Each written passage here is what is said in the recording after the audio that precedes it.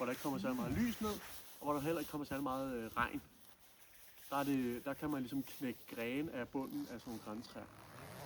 Og hvis de knækker lidt og lyder som et bål, så er det også godt til bål. Det er smart.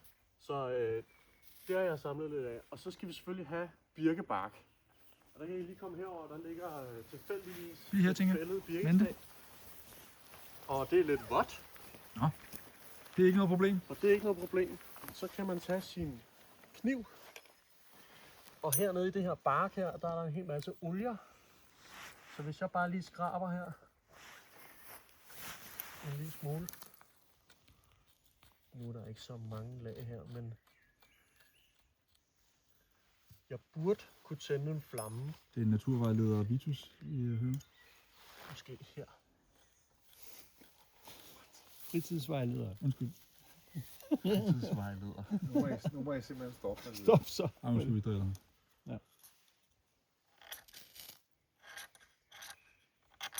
Det er jo en scene, det der tændstål. Kan I se? Ja, Det gløder allerede. Ej, hvor sindssygt. Nå.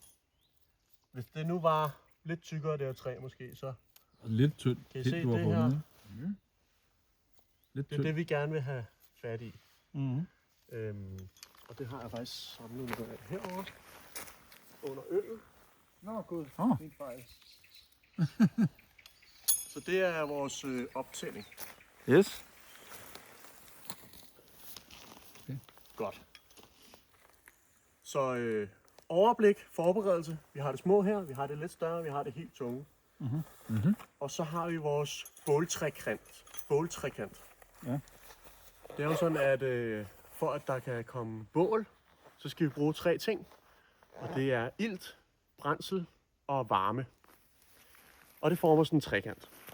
Så nu vil jeg starte med mit tunge skyts her.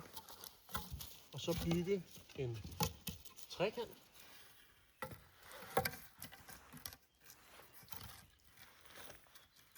Egentlig vil jeg også have et underlag at sidde på, men det ligger derovre, så det dropper vi. Fordi når jeg sidder her, så suger jorden varmen ud af kroppen på mig. Så hvis jeg har et underlag, så vil jeg kunne sidde på det. Og på samme måde, når vi laver vores bål, så herinde, der kan det godt være vådt. Så vi tager noget af det her småtteri, og så laver vi lige et underlag, så vores varme er så effektiv som muligt.